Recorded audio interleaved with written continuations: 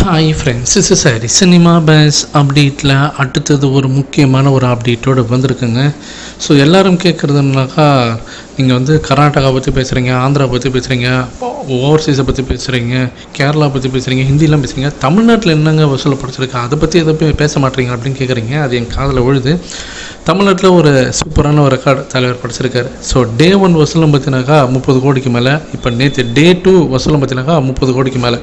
தமிழ் சினிமாவில் முதல் முறையாக ஒரு படம் நம்ம தமிழ்நாட்டில் முதல் 2 நாளைக்குமே 30 கோடிக்கு மேலே வசூலிச்சிருக்கிறது. இதுதான் முதல் முறை. தலைவர் அந்த ஒரு புதிய சாதனையை துவக்கி வச்சுருக்கார். கண்டினியூஸாக 2 நாள் பார்த்தினாக்கா 30 crores ப்ளஸ் கலெக்ஷன் ஏற்பட்டிருக்கு நம்ம தமிழ்நாட்டில். ஸோ சூப்பரான ஒரு சாதனை. ஆஸ்திரேலியாவில் பார்த்தினாக்கா $1 million மேலே பார்த்தினா வசூல் வச்சுருக்கு.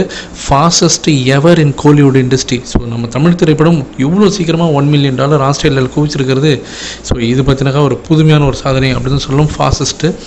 அதே போல் ஆந்திரா பற்றி நம்ம ஏற்கனவே பேசிட்டோம். 1 million டிக்கெட்டு மேலே சோல்டட் ஆகிருக்கு. அது ஆல்ரெடி பார்த்தினாக்கா ஹைதராபாத்தில் எல்லா காட்சிகளும் ஹவுஸ்ஃபுல்லாக இருக்குது.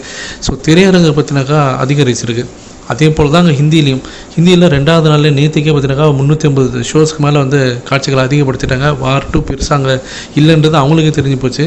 இப்போ 3வது நாளும் பார்த்தினாக்கா அங்கே கண்டினியூஸாக வந்து பார்த்தினாக்கா ஹவுஸ்ஃபுல் காட்சிகளாக தான் ஓடி எனக்கு ஹிந்திலையும் பார்த்தினாக்கா ஒரு பெரிய ஜம்ப் இருந்திருக்குன்னு தான் சொல்கிறாங்க நேற்று வசூலில். ஸோ வெயிட் பண்ணி பார்ப்போம், அந்த அப்டேட்லாம் வரட்டும். நார்த் அமெரிக்காவோடைய பாக்ஸ் ஆஃபீஸ், அதாவது ஹாலிவுட் பாக்ஸ் ஆஃபீஸில் தலைவரோட படம் பார்த்தினாக்கா ஆல்ரெடி டாப் 3 இருக்குது அப்படின்னு தான் சொல்லணும்.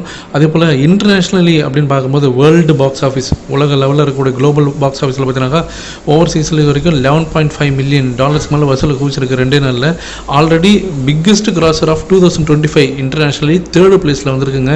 ஸோ உலக பாக்ஸ் ஆஃபீஸில் பார்த்தினாக்கா 3rd பிளேஸுக்கு போயிருக்கிற தலைவர், இதெல்லாம் வேறு லெவல் சாதனை அப்படி தான் சொல்லுவேன். இதை பற்றி உங்களுக்கு கருத்துக்கள் என்ன அப்படின்றது கீழே சொல்லுங்கள் ஃப்ரெண்ட்ஸ்.